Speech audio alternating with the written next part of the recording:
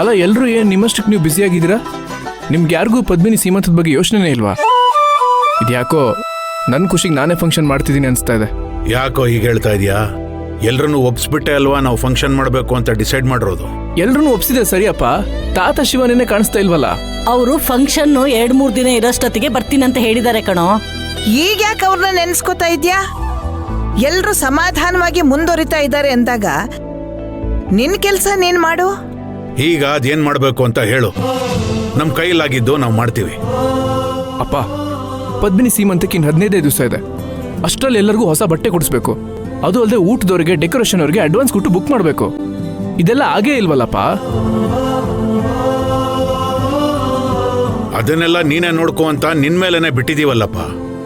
ನಾವು ಮೊದ್ಲಿಂದಾನು ಈ ಮೈಸೂರು ಕೇಟರರ್ಸ್ ಹತ್ರ ಈ ಊಟದ ವ್ಯವಸ್ಥೆ ಎಲ್ಲ ಮಾಡಿಸ್ಕೊಳ್ಳೋದು. ಅವರಾದ್ರೆ ಈ ರಾಜ ಭೋಜನ ಅಂತೆಲ್ಲ ಅದ್ದೂರಿಯಾಗಿ ಮಾಡ್ತಾರೆ. ಅದೆಲ್ಲ ಸರಿಯಪ್ಪ, ಆದ್ರೆ ಊಟಕ್ಕೆ ಏನ್ ಬೇಕು ಏನ್ ಬೇಡ ಅನ್ನೋದಾದ್ರೂ ನಾವು ಡಿಸೈಡ್ ಮಾಡ್ಬೇಕಲ್ವಾ? ಇದ್ರಲ್ಲಿ ಡಿಸೈಡ್ ಮಾಡೋದೇನಿದೆ? 4 ತರ ಪಲ್ಯ, 4 ತರ ಊಟ, ತಾಂಬೂಲ ಜೊತೆಗೆ ಐಸ್ ಕ್ರೀಮು. ಎಲ್ರು ಇಷ್ಟೇ ತಾನೇ ಮಾಡ್ತಾ ಇರೋದು. ಏ ಅಮ್ಮ, ಎಲ್ರು ಮಾಡೋ ಹಾಗೆ ಮಾಡೋದಾಗಿದ್ರೆ ನಾನು ನಿಮ್ಮ ಹತ್ರ ಡಿಸ್ಕಸ್ ಮಾಡ್ತಿದ್ದೆ. ಆಯ್ತು ಬಿಡು, ಡಿಫ್ರೆಂಟ್ ಆಗಿ ಚಿರೋಟಿ ಊಟನೇ ಮಾಡಿಸ್ಬಿಡೋಣ ಬಿಡು. ಛೇ ಅಮ್ಮ, ಅದೆಲ್ಲ ಓಲ್ಡ್ ಸ್ಟೈಲು. ನೋಡಪ್ಪ ನಕುಲ್, ನೀನು ನಮ್ಮ ಸೊಸೆ ಹತ್ರ ಮಾತಾಡಿ ನೀವಿಬ್ರು ಇದನ್ನ ಡಿಸೈಡ್ ಮಾಡ್ಕೊಳ್ಳಿ. ನಿಮಗೇನು ಸರಿ ಅನ್ಸುತ್ತೋ ನೀವು ಅದನ್ನ ಮಾಡಿ. ಅಲ್ಲಪ್ಪ, ನೀವು ನನಗೆ ಏನಾದರೂ ಗೈಡ್ ಮಾಡ್ತೀರ ಅಂತ ಬಂದ್ರೆ ನೀವು ನನಗೆ ಜವಾಬ್ದಾರಿ ಕೊಡ್ತಿದ್ದೀರಲ್ಲ. ಇನ್ ಮುಂದೆ ನೀನೇ ಎಲ್ಲ ಜವಾಬ್ದಾರಿ ತಗೋಬೇಕು ಕಣೋ. ಈಗಿಂದನೇ ಎಲ್ಲಾನು ಹ್ಯಾಂಡಲ್ ಮಾಡೋದು ಕಲೀಲಿ ಅಂತ ನಿನಗೆ ಎಲ್ಲ ವಹಿಸ್ತಾ ಇದ್ದೀನಿ. ನೀನು ಅಮ್ಮ ಅಜ್ಜಿ ಹತ್ರ ಎಲ್ಲ ಡಿಸ್ಕಸ್ ಮಾಡೋದಕ್ಕಿಂತ ನಮ್ಮ ಸೊಸೆ ಹತ್ರ ಕೇಳು. ಹೊಸದಾಗೆ ಟ್ರೆಂಡಿಯಾಗೆ ನಿನ್ಗೇನಾದ್ರೂ ಐಡಿಯಾ ಕೊಡ್ತಾಳೆ.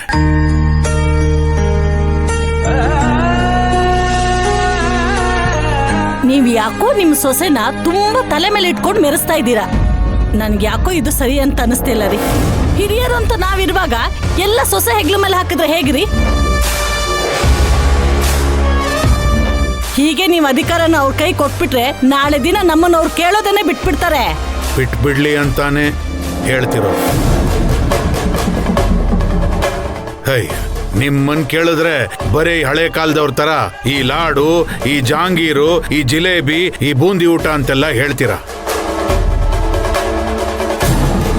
ಅವರು ಈಗಿನ ಕಾಲಕ್ಕೆ ಹೇಗ್ ಬೇಕೋ ಹಾಗೆ ಮಾಡ್ತಾರೆ ಬಿಡು. ನೋಡು ರಾಜೇಶ್ವರಿ, ನಮಗೂ ವಯಸ್ಸಾಯ್ತು. ನಾವೀಗ ಅಜ್ಜಿ ತಾತ ಆಗ ಹೊರಟಿದೀವಿ. ನಾವಿಬ್ರು ಇನ್ಮೇಲೆ ಏನಿದ್ರು ಹಿಂದೆ ನಿಂತ್ಕೊಂಡು ಆಶೀರ್ವಾದ ಮಾಡಬೇಕೆ ಹೊರತು ಮುಂದೆ ನಿಂತು ಜಬರ್ದಸ್ತಿ ಮಾಡಬಾರ್ದು. ಏನಮ್ಮ, ಕರೆಕ್ಟಾಗಿ ಹೇಳಿದ್ನಾ? ಸರಿಯಾಗಿ ಹೇಳ್ದೆ ಕಣ. ನಾವು ಫಂಕ್ಷನ್ನಲ್ಲಿ ಓಡಾಡೋ ಕಾಲ ಎಲ್ಲ ಮುಗೀತು. ಇನ್ನೇನಿದ್ರು ಮುಂದಿನ ಸಾಲಿನಲ್ಲಿ ಕೂತ್ಕೊಂಡು ಕಾರ್ಯಕ್ರಮನ ಕಣ್ತುಂಬ ನೋಡಿ ತೃಪ್ತಿ ಪಟ್ಕೋಬೇಕು. ನಕುಲ್, ನೀನು ಈ ವಿಚಾರದ ಬಗ್ಗೆ ಪದ್ಮಿನಿ ಜೊತೆ ಡಿಸ್ಕಸ್ ಮಾಡಿ ಒಂದು ನಿರ್ಧಾರಕ್ಕೆ ಬಂದ್ಬಿಡು. ಇದನ್ ಬಿಟ್ಟು ಬೇರೆ ಏನೇನಾದ್ರೂ ಸಹಾಯ ನನ್ನಿಂದ ನಿನಗೆ ಬೇಕಾಗಿದ್ರೆ ಹೇಳು, ಮಾಡ್ತೀನಿ. ಸರಿಯಪ್ಪ, ಹಾಗೆ ಆಗ್ಲಿ.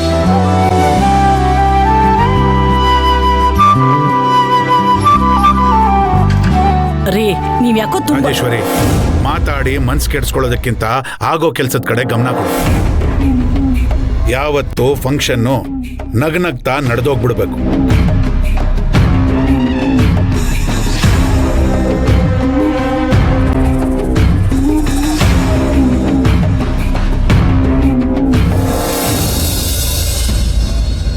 ಸೂರ್ಯ, ಇದೇನು ಬಟ್ಟೆ ಪ್ಯಾಕ್ ಮಾಡ್ತಿದ್ಯಾ? ಎಲ್ಲಿಗೆ ಹೊರಟಿದ್ಯಾ? ಹೋಗ್ಬೇಕಾದ್ರೆ ಎಲ್ಲಿಗಂತ ಕೇಳ್ತಾರ. ನನಗೆ ಸುಮ್ಮನೆ ಡಿಸ್ಟರ್ಬ್ ಮಾಡಬೇಡ. ಏನೇನು ಇಟ್ಕೋಬೇಕು ಅಂತ ಅನ್ಕೊಂಡಿದ್ದೀನೋ ಎಲ್ಲ ಮರ್ತು ಹೋಗುತ್ತೆ. ಚೆನ್ನಾಗಿದೆ ಕಣೋ. ಮೊದಲಾಗಿದ್ರೆ ಊರಿಗೆ ಮುಂಚೆನೆ ಅಮ್ಮ ಅಲ್ಲಿ ಹೋಗ್ತಿದ್ದೀನಿ ಇಲ್ಲಿ ಹೋಗ್ತಿದ್ದೀನಿ ಅಂತ ಬಂದು ಹೇಳ್ತಿದ್ದೆ.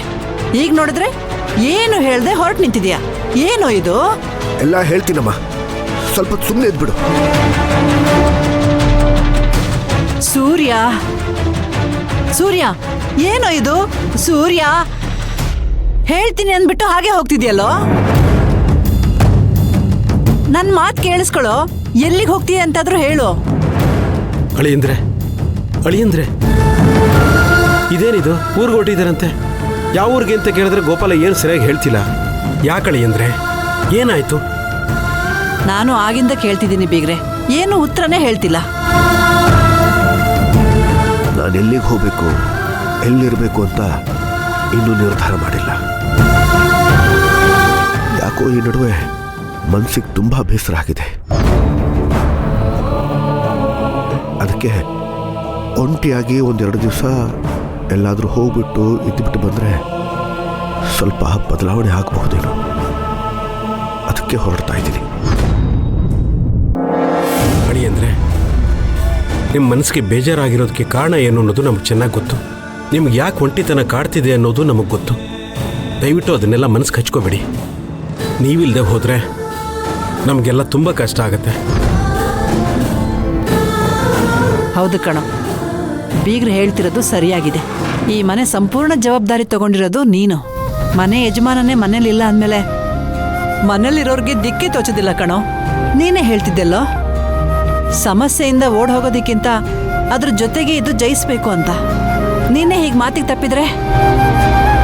ಚಿಕ್ಕ ಯಜಮಾನ್ರೆ, ಗೊತ್ತಿದ್ದೋ ಗೊತ್ತಿಲ್ಲದೇನೋ ಯಾರಿಂದನಾದರೂ ಒಂದು ತಪ್ಪು ಆಗಿರುತ್ತೆ. ಹಾಗಂತ ನಮ್ಮೆಲ್ಲರನ್ನೂ ಒಂಟಿ ಮಾಡೋಗೋದು ತಪ್ಪಲ್ವಾ? ಈ ಮನೆ ಅಂದರೆ ನಿಮ್ಮ ನಗು, ನಿಮ್ಮ ಮಾತೇ ನೆನಪಾಗ್ತಾ ಇರುತ್ತೆ.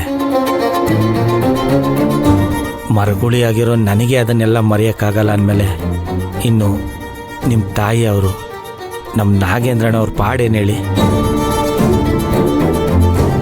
ಗೊತ್ತಿಲ್ಲದೆ ಇರೋ ಜನ, ಗೊತ್ತಿಲ್ಲದೆ ಇರೋ ಊರಲ್ಲಿ ನೆಮ್ಮದಿ ಸಿಗುತ್ತೆ ಅನ್ನೋದು ಸುಳ್ಳು ಚಿಕ್ಕ ಯಜಮಾನ್ರೆ. ನೀವೆಷ್ಟೇ ದೂರ ಹೋದರೂ ಇಲ್ಲಿನ ನೆನಪುಗಳು ನಿಮ್ಮನ್ನು ಸದಾ ಕಾಡ್ತಾ ಇರುತ್ತೆ ಚಿಕ್ಕ ಯಜಮಾನ್ರೆ. ಹಾಗಾಗಿ ದಯವಿಟ್ಟು ನೀವು ನಿಮ್ಮ ನಿರ್ಧಾರನ ಬದಲಾಯಿಸ್ಕೊಳ್ಳಿ ಚಿಕ್ಕ ಯಜಮಾನ್ರೆ. ಗೋಪಾಲ, ಇಷ್ಟು ವರ್ಷಕ್ಕೆ ಇವತ್ತೊಂದು ಒಳ್ಳೆ ಮಾತು ಹೇಳ್ದೆ ಕಣೋ. ನೋಡು ಸೂರ್ಯ, ನನಗೂ ಒಂಟಿತನ ಕಾಡುತ್ತೆ, ಬೇಸರ ಆಗುತ್ತೆ. ಹಾಗಂತ ನಾನು ನಿನ್ನ ಹಾಗೆ ಎಲ್ಲಾದರೂ ಒಂದಷ್ಟು ದಿನ ಹೊರಟೋಗ್ಲಾ? ಹಾಗೆ ನಾನು ಹೋದ್ರೆ ನೀನು ತಡ್ಕೋತೀಯಾ?